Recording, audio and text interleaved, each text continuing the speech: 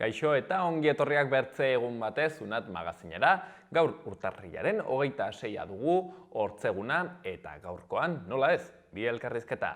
Lehenik eta behin, Xabi Garziarekin egonen gara. Berak, bertze kide batzuekin batera, sorionekuak dinamika aurkeztu zuten, duela egun batzuk manifestu bat aurkeztu zuten eta data bat, ekainaren 10. Eta errantzuten bertan mobilizazio historiko bat eginen dutela. Bueno, nolabait ere, Euskal Nafartarren morala goratzeko saiakera bat dela dirudi. Bueno, zehazki zertan datzan, berak Xabi kontatuko digu. Gaurkoan, bigarren elkarrizketan berriz Lara Izagirrerekin egonen gara. Bera, ekoizlea da, zuzendaria baitere, zinemaren munduan beti ere, eta kuerdas laburmetrai ezagunaren eta arrakastatsuaren atzean dagoen pertsona da, eta baitere 20.000 espezies de abejas, datorren asteetan Berlinen estreinatuko den luzemetraiaren film horren atzean ere egon den pertsona da, izan ere ekoiztetxe bat du berak, Larak, eta berak kontatuko dugu zer dagoen guzti bi pelikula arrakastatsu hoien atzean. Kuerdas filma hemen elkarrizketatu genuena, momentu hauetan Goya sarietan irazle izateko aukera handiekin dagoen laburmetraia. Guzti hori baino lehen, has gaitezen betiko dukiekin. Lehenik eta behin, efemerideak. 1976ko urtarrilaren 26an, Glen Gelg hondartzan, Adelaidatik gertu Australian, 3 senide bahitu zituzten, Jane, Arna eta Grant Beaumont. Beaumont senideak ez zituzten sekula aurkitu. 1972an, Txekoslovakian, Ustaktsa, banda terrorista nazizalearen bomba batek Jet Airways konpainiako abioi bat suntsitu zuen eta 22 urteko azafata zen. Vesna Bulovic bizirik atera zen 10.000 metro behera erori eta gero. 1988an Europako 19 herrialdeek Espainiak, horien artean, Parisen Europako Kontseiluaren protokoloa sinatu zuten, gizakiaren klonazioa debekatuz. Eta 2001an India, 7,9 Richter eskalako lurrikara batean 20.000 pertsona hil ziren. Goazen, gaurko lerroburu nagusiekin.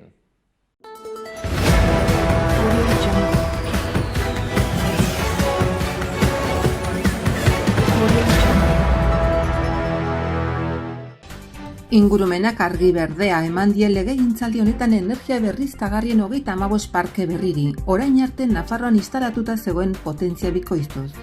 Elizan abusuen biktimak aitortzeko batzordeak kaltetuak elkarrizketatzen hasiko da otsailean. Nafarroko bezaren murrizketak harmonizatu ditu inflazioari eusteko eta Ukrainiako gerraren ondorio ekonomikoak indargabetzeko. Etxe bizitzen alokairu preziouneko 5,7 igo da 2022an, 2019tik Nafarroan izan den 4. igoerarik handiena da. Iruñak zaintzen zaitu Debaldezko tailerraren edizio berri bat eskaintzen du 75 urtetik gorakoek argindarraren eta gasaren faktura uler dezaten. Iruñeko udalak 180.000 euro bideratuko ditu desgaitasuna duten personen mugikortasuna errazten duen bonotaxi programarako. Trinitarioetako igogailuaren goiko aldean bizikleta erreiaren proiektu aldatu da, igogailua galtzadatik ibiliko da eta ez Larrainako etxeen ondoko espaloitik. Mari Karoa indarsu itzuli da zizurren aniztasun sexuala ikusarazteko. Hortziralean hasiko dira Arkupe elkartearen herriz-herriko mus txapelketarekin, martxoaren 16an Donezteben jokatuko da finala. La infamia Marta Nieto aktorearen azken antzerki proiektua taularatuko da Hortziralean Gaiarrean antzokian. Zunbilan ospatuko dituzte inauteak asteburuan, astelehenean joaldunak eta mozorrak Zubieta eta Urteztik Iturenera iritsiko dira eta asteartean Iturendarrek eta Urtizarrek Zubietara bisita itzuliko duten.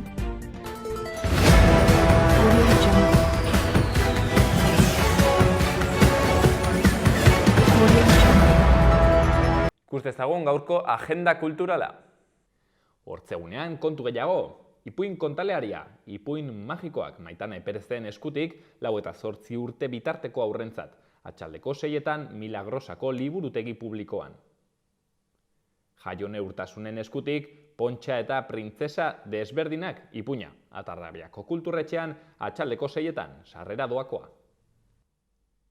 Baitere, gu ere herria egitea zari gara, solasaldia eta herria aldizkariaren 10. zenbakiaren aurkezpena, Naia Torrealdai Lur Albizu eta Izaro Zinkunegiren eskutik, atxaldeko 6etan Laban. Eta Pamplona Negra jaialdiaren barne, oso bidaia iluna bakarne atxukarrorekin topaketa Sanduzelaiko liburutegi publikoan, atxaldeko 6:30. Baitere, metriaguneak, gure oroimen matrilineala berreskuratuz Katakraken arratsaldeko 7etan doako sarrerarekin eginen da ekitaldia. Eta horrez gain, Marikaroa jardunaldiaren inaugurazioan, Marikalakan arte eta identitate queer solasaldia Albina Stardust Divina Komedia eta Maruxekin arratsaldeko 7etan Zizur Nagusiko kulturetxean. Eta hortziralean, Ernest Ann Celestine pelikula eskainiko dute Txantreako Salestarretan, atxaldeko 8etan. Labaren Kabalak literatura solasaldien barne, begirada disidenteak euskal poesian, atxaldeko 7etan Lizar Begoña eta Elena Olaberen eskutik, Ibon Egainak gidatuta. Eta hortziralarekin akitzeko gastroshowa Receta para la Ciudad Soñada antzerki komunitarioko pieza eta El Alcaraván, Argetaseko arroz ekologikoa izanen dira protagonistak, antzerkia eta afaria beraz gaueko 9:00. Baitere Goxuan Salsa musika taldeak salsa erritmo latindarrak eta euskarazko letrak nahasten ditu. Atxaldeko 7etan kontzertua eskainiko dute Zentral Antzokian. Eta larunbatean, Txangoa Arabako Errioxara Zaldiko Maldiko elkarteak antolatuta. 9:30 abiaturik, Hotel Tres Reyesen paretik, Guardia Herrira bisita gidatua eta Barbakana Aztarnetegira ere bisita eginen dute. Eta Jus Larrotxako Zibiboxean goizeko 11:00 laborategi artistikoan emozioa eta artea landuko dituzte ontakoan. Baitere Burlatako kulturretxean ospatuko da Nafarroako 9. trikitixa jaialdia, atxaldeko 8:30 hasita. Eta igandeak Mantapean Laba sarearen zinema zikloaren barnean, Josu Martinez zinemagileak Salvador Gaztain Kormutxa bere film kutxunaz hitz eginen du. Eta larunbatean ere, arratsaldeko 8:00 aitzinera haur eta gurasoentzako euskal karaokea Zaldiko Maldiko elkartean. Goazen ere gaurko egunkarien azalekin. Diario de Notiziasen, ia azal guzia hartzen duen argazki batean, Aimar Orozek tximi besarkatzen du, bat eta hutsekoaren egilea, eta torrok bien gainera salto egiten du. Izenburuan, historiarekin hitzordua Osasunak 2-1 kanporatu du Sevilla luzapenean eta 102 urtetan kopako 6. finalerdia jokatuko du. Berri gehiagotan, Nafarroak energia berriztagarriko 35 parkeri eman die argia. Ingurumen sailak 24 proiektu izapidetu ditu azken urtean, fotovoltaikoak 22 dira nagusi eta eolikoak 13. Atarrabeako hilketaren egilearen konplize bat atxilotu dute. Horrez gain, Sánchezek Ukrainara tankeak bidaltzea erabaki du eta gobernukideak zatitu ditu eta Iruñeko alokairuaren prezioa 121 igo da 2018tik. Diario de Navarran, hildako bat eta 4 zauritu Algezirasko 2 elizen aurkako ustezko eraso jihadista batean. Erasotzaileak matxete batekin sakristau bat eta apaiza bat larri zauritu zuen. Erasotzailea atxilotu dute, eta hala handia da oihukatuz sastatu omen ditu. Argazki handi batean Osasunako jokalariak pozez eta izenburuan gau magikoa. Gorritxoek luzapenean gainditu dute Sevilla Abderen golarekin eta Errege Kopako finalerdietarako sailkatu dira 18 urteren ondoren. Bertze lerroburu batean, foru gobernuak egonkortuko duen plaza bakoitza lehiatuko da. 21.000 eskaera erregistratu dira administrazio nukleoan finkatuko diren 1.400 lanpostuetarako. Gara egunkariko lerroburuan, Adifek desjabetzeak iragarri ditu HTaren bideen ondoan dauden 12 zabortegietarako. Garraioek alde batera utzi dute eta faia Campanas tarte berriko lursailen aldi baterako okupazioen politika eta trazaduratik gertu dauden finkak desjabetu eta soberan dagoen materiala bertan utzi nahi du. Argazkien berriz, bi sukaldaria geri dira eta izenburuan Tolosako Ama jatetxearentzat nazioarteko saria. Tolosako Ama jatetxeak bere 5 urte eskasetan lekua hartu du gastronomiaren munduan. Berri gehiagotan, Espainiako estatuko batez bertzeko inflazioa industrialak markak hautsi zituen. Estatu Batuek Abrams tankeak gehitu dizkio gerraren aro berri honi eta sustrai erakuntzako hartarazi du makrogranja handitu egin daitekeela. Berria egunkarian, argazkian, etxegabe bat kalean lotan atzo Bilbon eta izenburuan negu gorria kale gorrian. Hiriburu nagusietan premiazko neurriak hartu dituzte hotz boladaren aurrean karrikan bizi diren herritarrak artatzeko. Bilbon 70 urteko gizon bat etxola batean hilda agertu ondoren, zeresana eman dute erakundeek etxegabeentzako dituzten baliabideek. Bertze argazki batean, herri urratsen aurkezpena. Seaskak mobilizazio erraldoia antolatuko du udaberrirako. Ikastolek azterketak euskaraz egiteko eskubidea aldarrikatuko dute Frantziako gobernua mugiarazteko. Maiatzaren 14an izanen da herri urrats. Berri gehiagotan, Ukrainari Leopard eta Abrams tankeak ematea onartu du Alemania eta Estatu Batuek. Bolsonaroren legatuaren arriskua eskuin muturreko presidente ohiaren jarraitzaileen ekintzen beldur dira Lula presidentea eta bere jarraitzaileak. Eta Euskal Herria Irratia azkenik, Marta Diez sortzeneko kidea, D ereduari mesede txikia egiten dio eskola mapak. Sortzen elkarteak salatu du Nafarroako gobernuak ez duela euskarazko lerrorik eskaini Blanca de Navarra ikastetxe publikoan leringo hainbat gurasok eta eragilek de lerroa eskatu arren. Alboko berrian, ametsari heldu dio osasunak, eta azkeneko berrian Kaparrosoko behi aztegia handitu nahi du Valle de Odieta enpresak.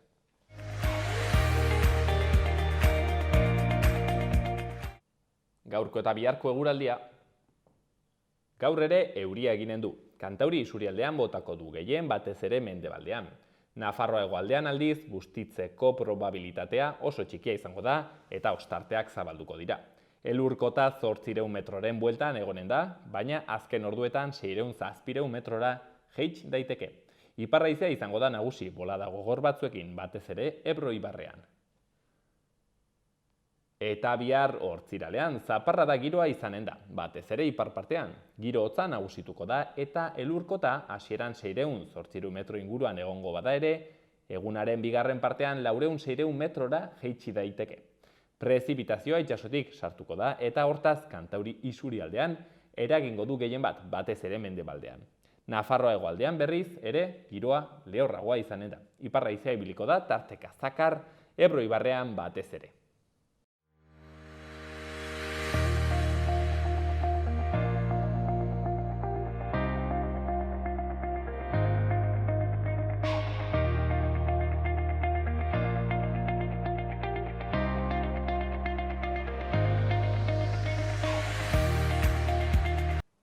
Euskaldunak arron ekintza zaleak garela, ekimen berriak etengabe sortzen eta euskeraren alde badire oraindik ere hobe, hortzen izaten gara 11 konturekin eta oraintzen badugu azkeneko kontu berri bat honetan, euskara auspotzeko, sustatzeko asmoarekin, zehazki kontatuko digute zer den guzi hau, badakizue, Sorioneku esku hori aurkitu genuen 2022an ganden urtean, eta batzuek, taldetxo batek, errandu 2023a eta hortik aurrera ere Sorionekoak izan beharko garela Nafarroan.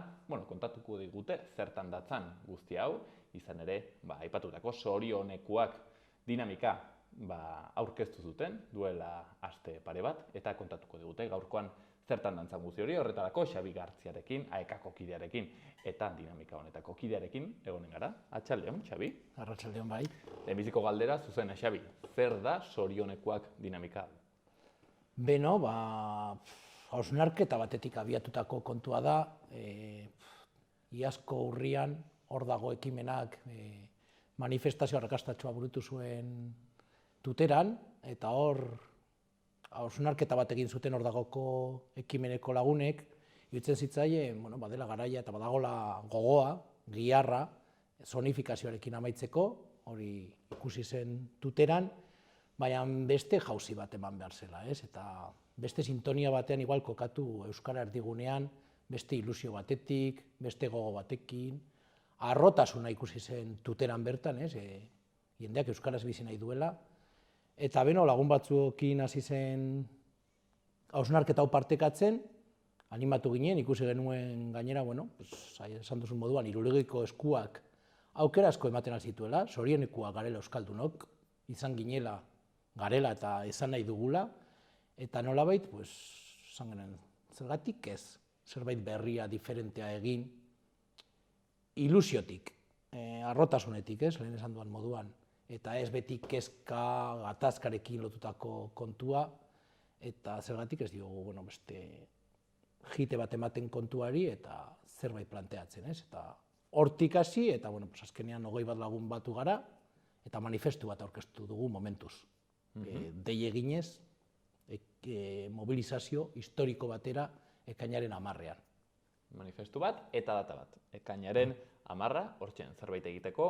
Kasu honetan, dinamika hau osatzen duzue talde ezberdinek edo pertsona banakoek nola baitere? Norbanakoa gara, aurkeztu nauzua ekoko kide eta ekan lan egiten dut, ekan aritzen naiz, baina ni naiz dinamika honetan izena eman duen pertsona, ez? Eta gero aekak bat egingo du honekin, jada hitz egina dugulako eta aekak bat egiten du dinamika honekin, imaginatzen dugu bai euskalgintzako eragile ezberdinek, bai beste arlotako eragile ezberdinek bat egingo dutela, izan ere laster abiatuko dugu interlokuzio ezberdina hainbat eragilerekin manifesto aurkezteko eta dei egiteko, manifesto esaten genuen moduan, dinamika honekin bat egiteko, ez?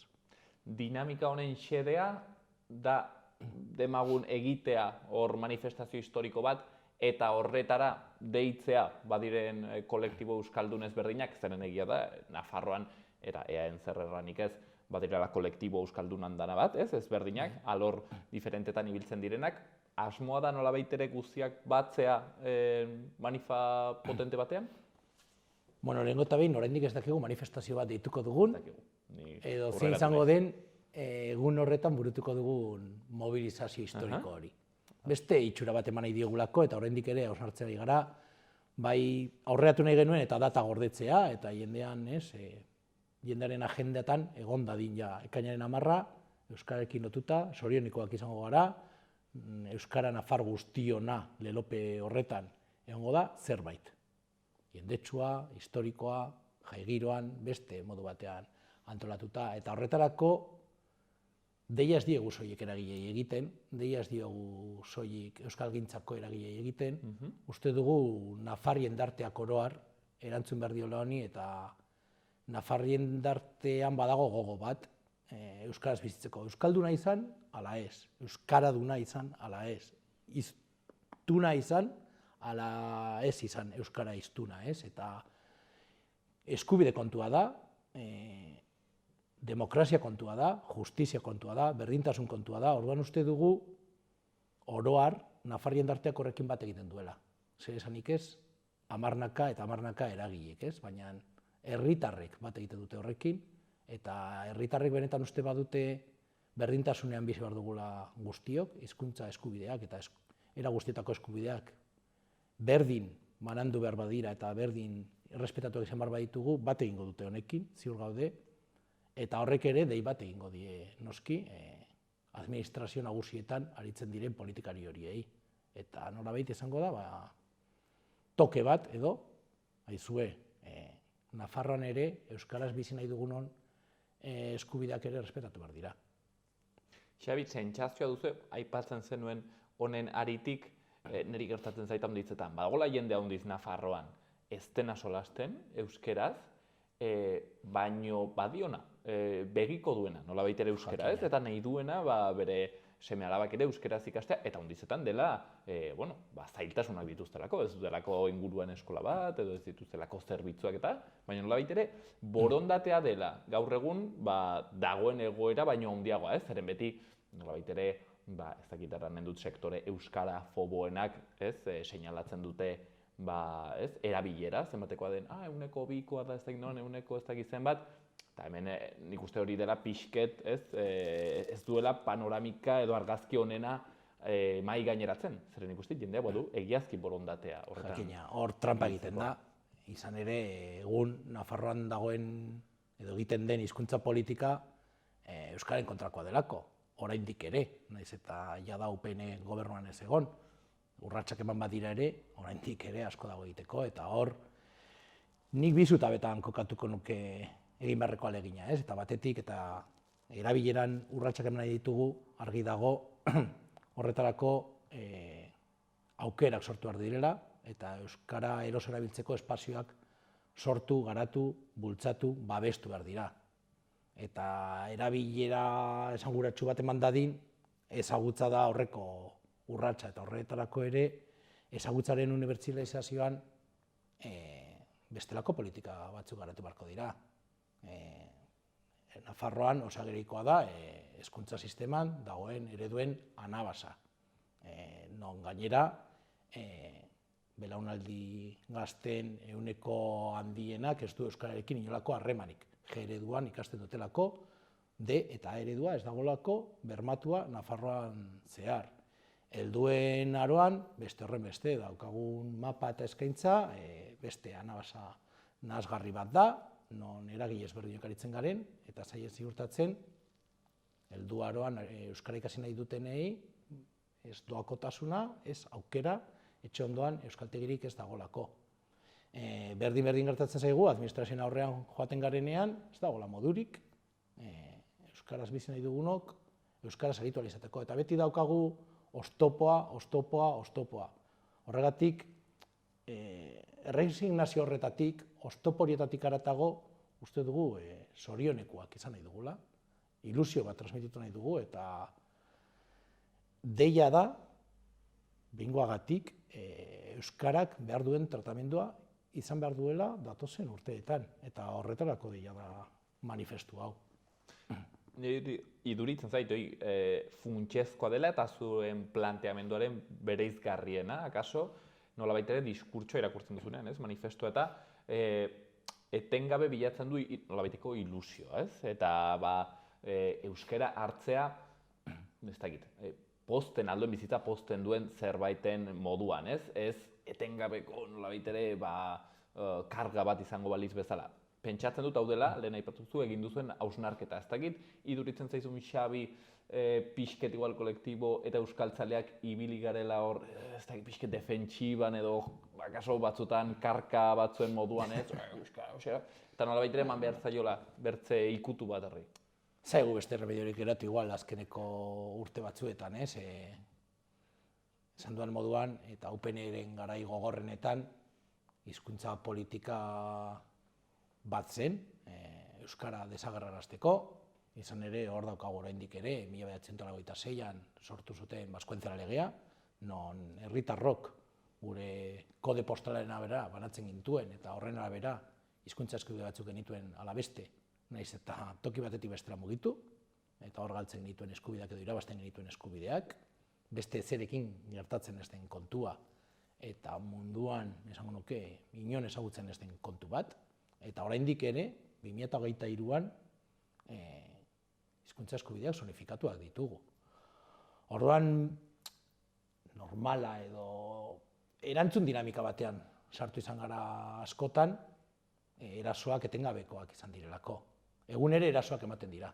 Beste tamaina batean, izkutuagoak batzutan, baina azken boladen ere, auzitegietatik datozen erasoak egunero irakurtzen entzuten ditugu, dela Nafarroan, dela Gipuzkoa, Bizkaia eta Araban ere, eta hori oso larria da ere. Horregatik, beste posizio batetik abiatu beharko ginatekela uste dugu, eta jendartean kendu ez, euskara duen karga hori, zuk aipatu duzu, karga politikoa, karga beti zokoratua dagola, karga beti motxila handi bat dela eta kostatzen zaigula, eta zorionekoak izan. Gustatu zitzaigun hitza, horregatik hartu genuen, ez? Eta zorionekoak esaten genuen duela 2000 urte pasa, ez? etxe atarian, sorionekuak, ongi etorria ematen genion, eta uste dugu 2023ko ongi etorria ere eman behar zaiola euskarari eta sorionekoak izaten jarraitu. Zergatik batzuek ez duten nahi sorionekoak izatea?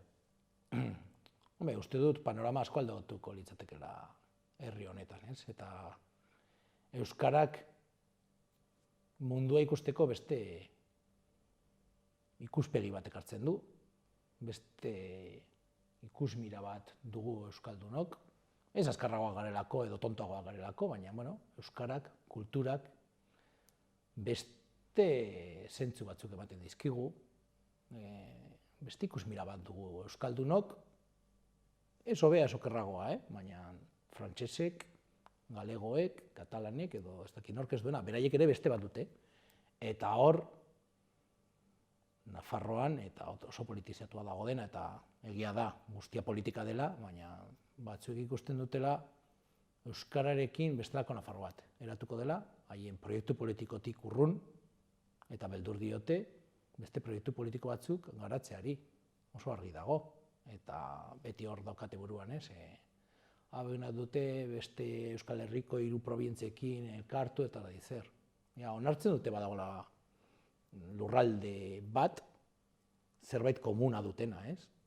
Ez dute esaten hauek elkartu nahi dute Aragoirekin, ez dute hauek, ez.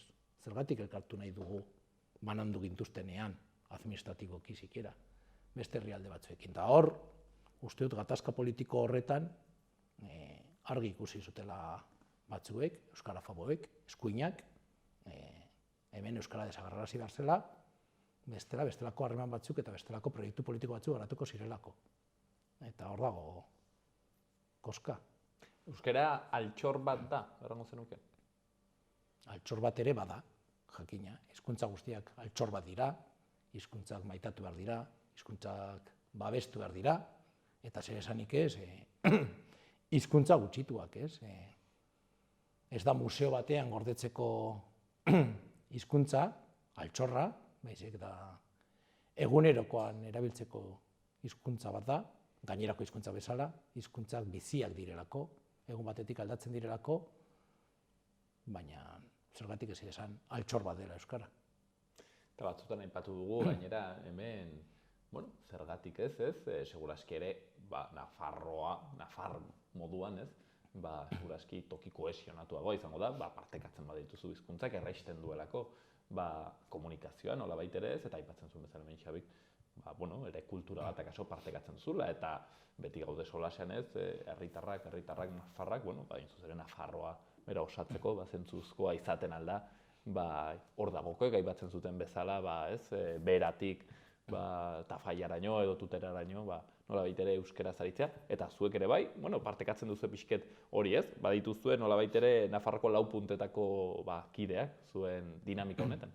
Jakina, euskara kohesiorako tresna da, eta argi ikusten da ez, hor dagok esaten zuen, Kortesetik berara eta Gardetik Bianara, eta gurean ere manifestuan leku ezberdinetako lagunak gaude, espero dugu jende gehiago batuko dela, baina badaude Herriberako lagunak, badaude Bastandarrak, badaude Sakandarrak, badaude Iruindarrak, eta guztiok gauza berak batzen gaitu, ez?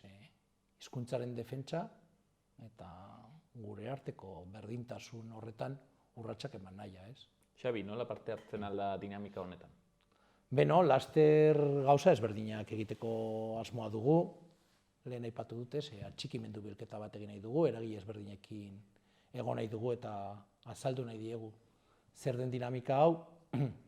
Ideia badugu ere ikastetxetara iristeko dinamikarekin, ari gara lagun ezberdinekin ikasunitate ezberdinak sortzen ditugun aulan gai jartzeko eta belaunaldi berrietara ere iristeko eta partekatzeko beraiekin kontu hau, eta laster bestelako kontuen berri emango dugu, baina ezin gehiago aurreratu, guk ere oraindik oso argi ez dugulako hurrengo urratsak zeintzuk diren, ez bada, harreman dinamika bat zabaltzea atxikimendu bila eta gaia sozializatzeari begira.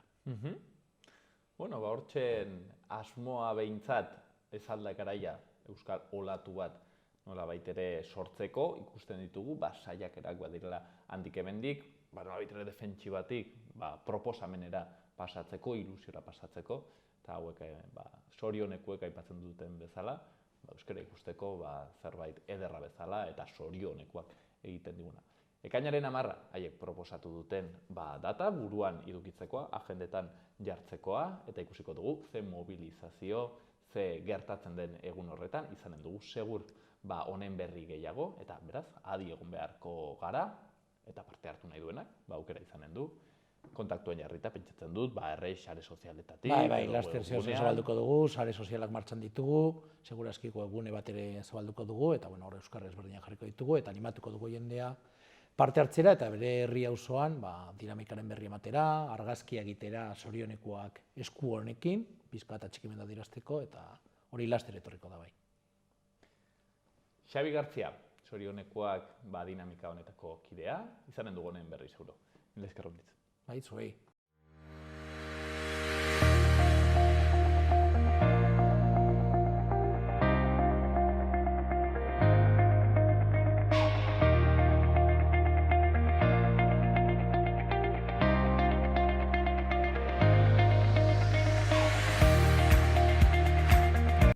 Ikus dezagun, baita ere, Iruña herriko udaletan ze albiste ditugun.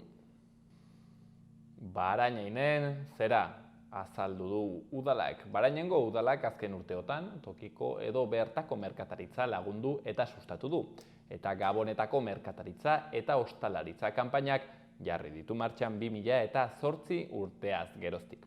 Herriko ostalaritza eta merkataritza txikia eta ertainaren lehiakortasuna hobetzea eta bezeroen leialtasuna saritzea du xede, modu erakargarri eta xumean. Aurten ere, kanpaina horri ekingo diote.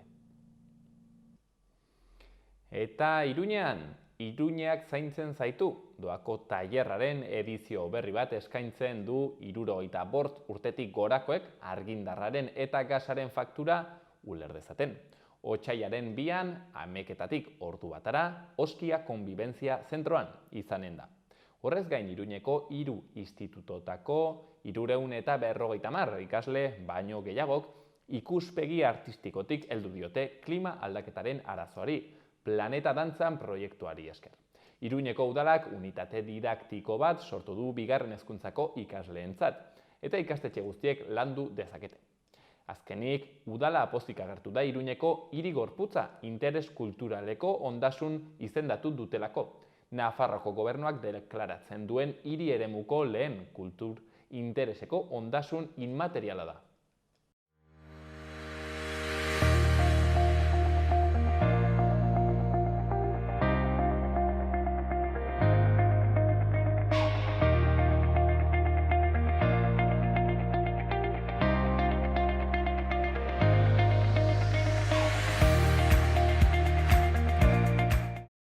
Duela hilabete batzuk, hementxen izan genuen gure plato honetan, elkarrizketa bat egiten Estibaliz Urresola, hain zuzen ere, egun horietan estreinatzekoa zen, Kuerdas bere laburmetraia, horri biliginen, solasean, laburmetraia horren nondik norakoak zein ziren gakoak, ze tematika ukitzen ziren eta gero estreinatu ditu, hain zuzen ere egon nintzen Iruñeko estreinaldean, aski interesgarria, eta, ordutik gaur arte, dirudi, arrakasta eta sari handana bat biltzen ari dituela film honek, eta ez hori bakarrik gainera.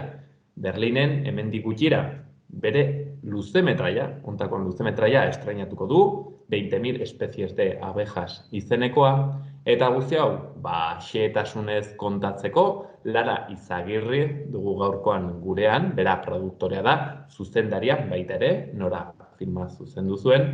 Kasu honetan, Estibalizen Kuerdas filmean ibili zen produktore lanetan, Gariza Films ekoiztetxearekin, eta orain baita ere 20.000 especies de abejasekin. Dena kontatuko digu Larak, atxaldeon. Arratsaldeon. Lara, lehenik eta behin erraten genuena, Kuerdasek, ez dakit espero zenuten ez, baina harrera aski ona, ezta?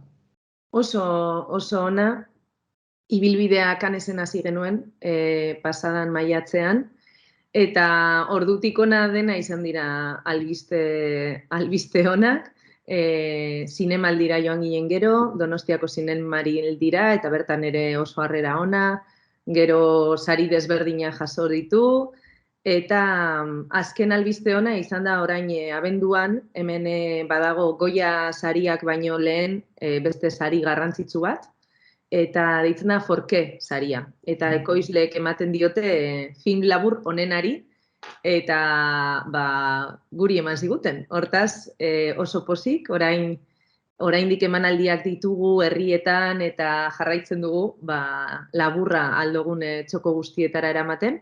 Eta ez dakit azken urratsa ez, baina orain gelditzen zaigun azken gauza dira Goya sariak.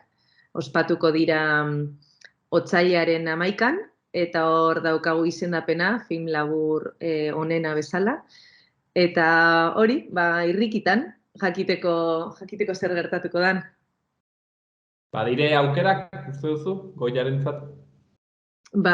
Esango nuke baietz. Gaudela, ez dakite favoritoen artean, bai. Baina gero oso zaila izaten da beti, Ez dakizu oso maila ona dago, eta azkenean, dena da sekretua, boskak eta dena, orduan, baina bai, hurbil gaudela esango nuke, baina, ia zer gertatzen da. Gu ideia bat egiteko, Lara, zenbat film, kasuetan laburmetrai aukeratzen dira, zenbatek lehiatzen dute sari hauetan? Bai, lehenengo egiten da zerrenda bat, 20 film laburretakoa gutxi gora bera, eta gero egiten da bozkaketa bat, eta orain gaude bost film labur. Orduan dago 5 pelikulen artean gaudegu. Eta hori, bai, ez da erraza izaten 20 pelikula horien artean sartzea, Hortaz, oso pozgarria heldugaren lekura heltzea, egia esan. Baina ja, hain hurbil egon da. Claro, hori izaten da, ez? Hau aski opari da, baina horrek ikusten duzunean ja saria hain hurbil, zergatik ez amestu, ez? Baina, dozein kasutan, Lara, zorionak zuri eta talde guztiari, lortu duzuen guztionengatik, gainera nik uste dut film aski txukun eta interesgarri batekin, ez? Gai sozialak eta ukitzen dituenak, beraz ez da nire ustez inondik ere soilik entretenimendua, badu edukitik handitz, eta intzuzen ere hortik galdetu nahi dizut. Film hau gainera kokatzen da hor muskizen, komunitatea solasten da, baitere, nola baitere fondoko teloia edo, bai da, gatazka, ingurumen gatazkekin zer ikusia duena, ez? Gure osasunarekin eta bar. Zein da zure ustez, Lara, kuerdasen gakoa? Zertan uste duzu asmatu duela?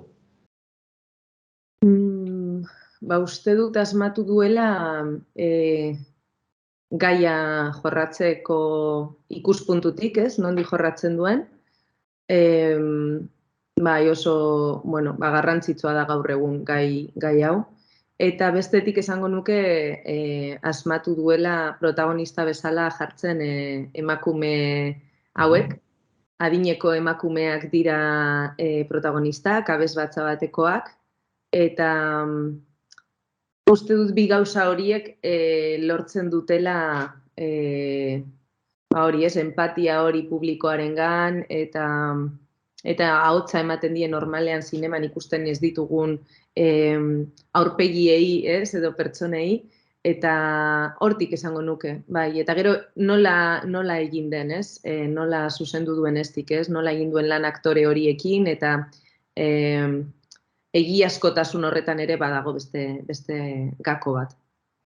Hain zuzen ere, nik uste antzez lanak, egin dituzten antzezpenak nahiko deigarriak direla edo ez dakit ados zauden, iruditzen zait, maila handikoak direla, gainera kontuan hartuta, erraten zenuen moduan, horko aktore handitz ez direla profesionalak, nola baitere muskizeko herritarrak ziren, eta ikusten duzunean kuerdas, nik harrituta gelditzen zara zen elkarrizketa errealistak agertzen diren.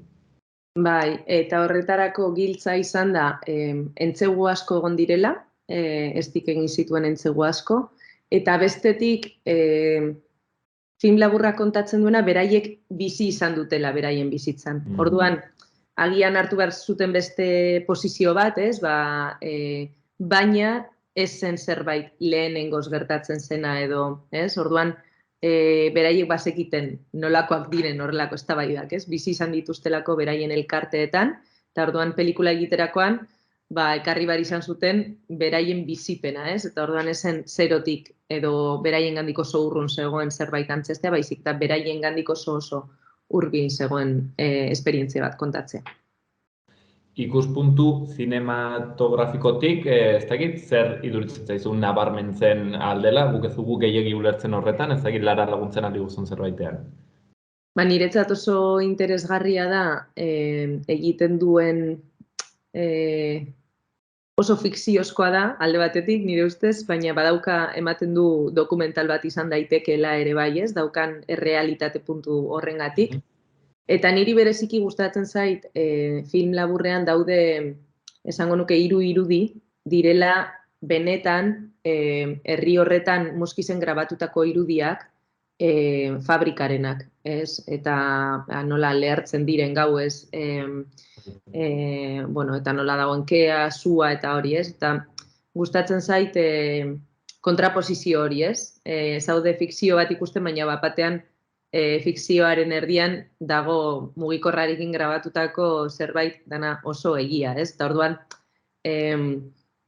hori niri bereziki gustatzen zait gogoratzeko ez dela asmatutako zerbait, ez? Gertatzen ari da eta horrek lurreratzen du film laburra, eta niri bereziki hori gustatzen zait, esango nuke bukaera ere oso ederra dela, ez? Nola protagonistarekin egiten duen lana, ez? Ez du hitz egiten, eta gero bukaeran badauka bere aukera, ez? Eta ahotsa entzuten diogu, eta hor berak badauka bere tartea, ez? Eta hori uste dut oso ondo erabakita dagoela sinematografikoki.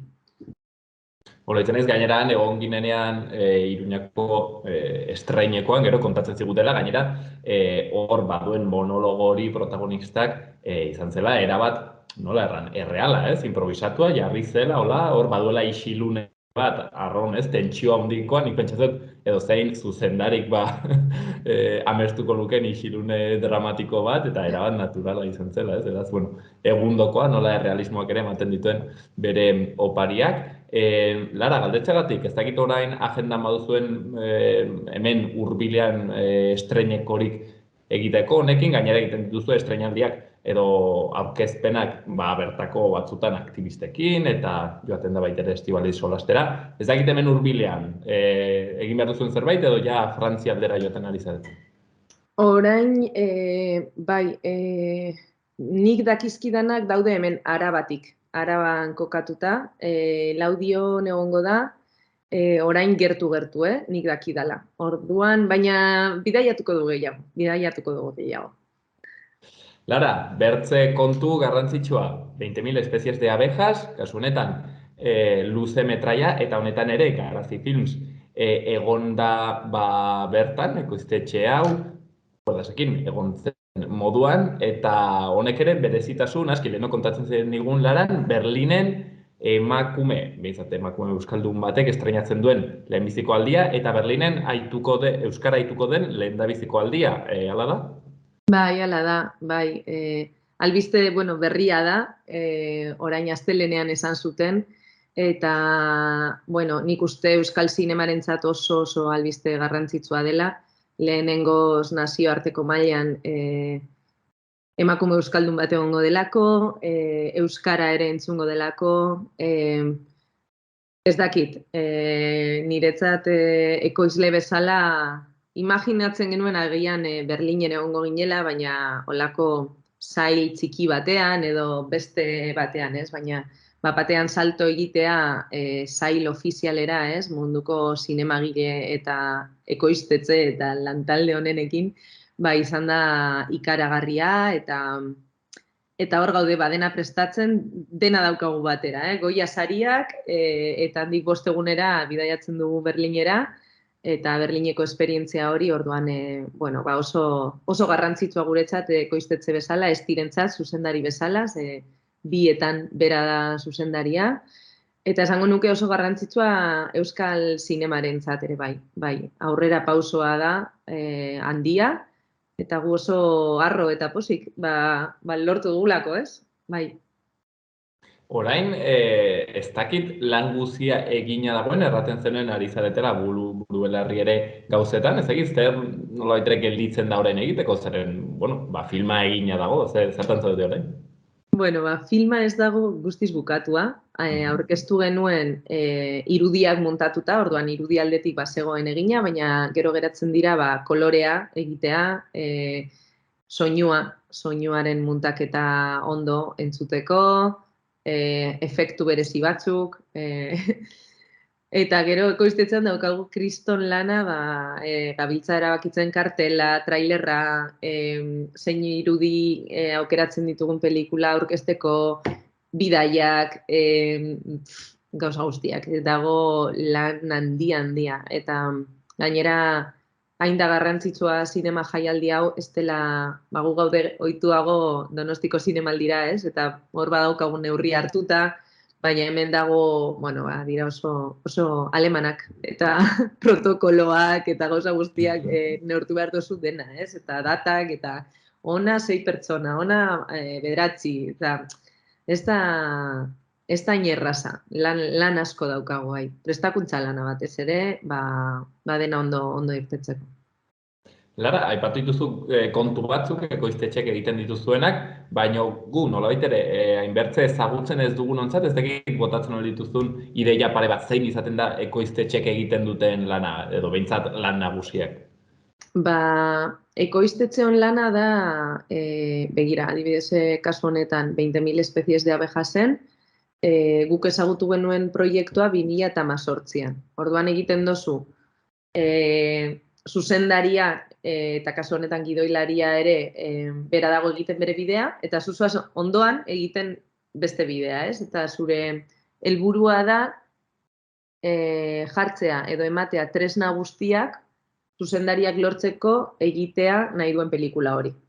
Eta hor badaude lantalde tekniko eta artistikoa aukeratzen laguntzen dozu, finantzazioa, eta gero zaude beti gainean ahalbidetzeko dena gertatzea, ez da pizkat ikusezina edo ikusten ez den lana, benetan proiektu bat leku onera heltzen bada da ekoizpen lan oso ona dagoelako atzetik, ez? Orduan da pizkat ni sentitzen naiz amatxo, pelikularen ama, ez? Esaten dut, zer dago egiten, ez?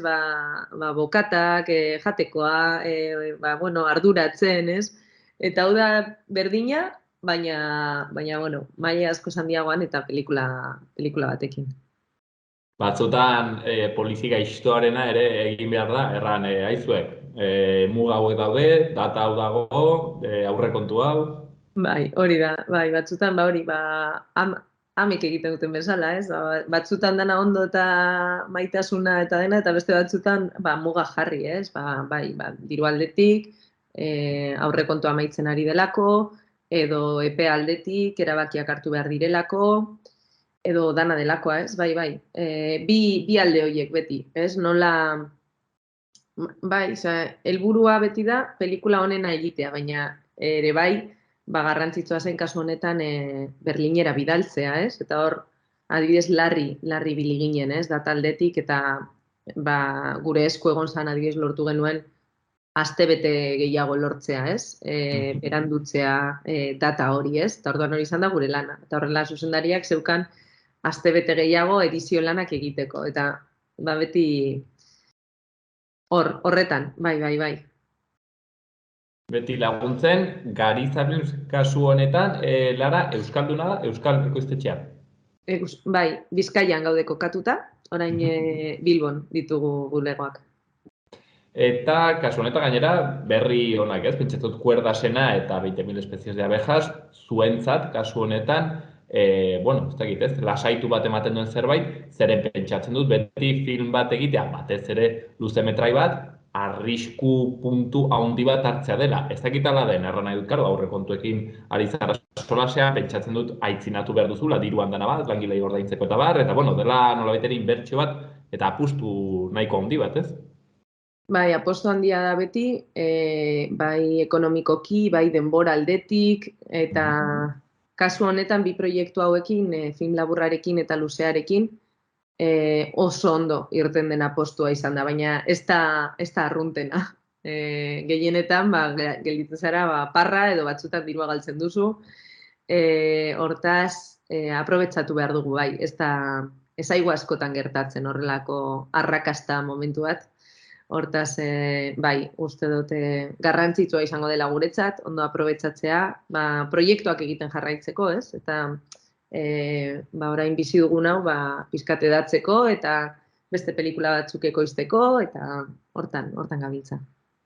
Zorionak, Lara, zuei eta taldeari lehen erratek nuen moduan. Ez dakit, hainbeste pelikularekin solasean zerbait garrantzitsua gelditu zaigun errateko, bertzenaz orain da momentua?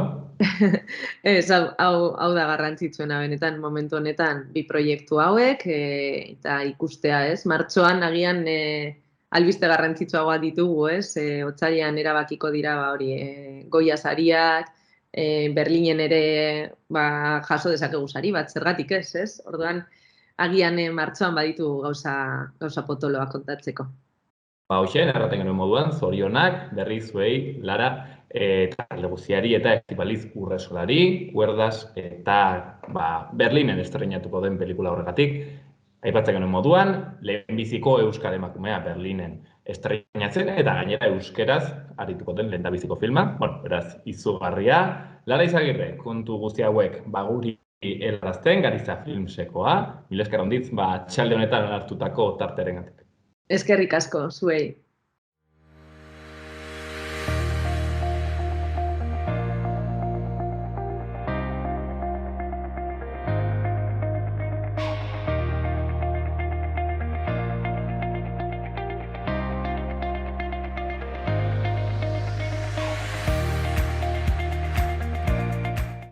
Iten dut itxiera eta zozketarena, ez?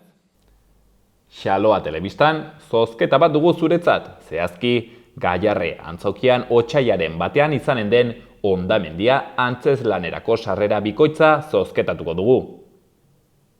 Hondamendia zabortegi bat hartzen duelako izpide antzeslan honek, Zaldibarko 2020ko gertakizunak zehazki, bertan hilbaitziren bilangile. Axut konpainiaren antzeslan hau euskaraz izanen da, Gaiarren datorren asteazkenean otsaiaren batean, atxaldeko 8:00.